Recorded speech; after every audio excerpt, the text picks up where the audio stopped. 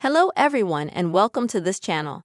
In this video, I will tell you and also show you how you can delete your group text on iPhone. Before this video, make sure, friends, put your like and also subscribe to our channel, and don't forget to write your comments after watching. And let's, friends, you and I get down to the topic. To begin with, so that you can delete any group text, open the messaging app on your iPhone and then search for that group text. And the first option how you can delete it, for that swipe from right side to left side like this. And then tap on the red trash can sign. And that will delete that group chat. But in principle, anytime you can receive messages from this group chat, because you just deleted the messages that you used to find in this group chat.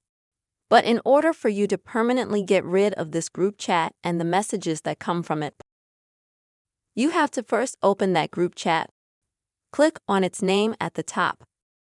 And here in the list, you'll be able to find such section as Leave Group Chat or Leave Group. Click on that option first, and then, friends, you will leave the group. But still, you will have this group chat in your chat list. And after you've left it, just swipe from the right side to the left side. And don't forget, click on the red sign to delete such group text. I hope, friends, that this video has helped you and was useful to you. You could see how you can delete group text on iPhone.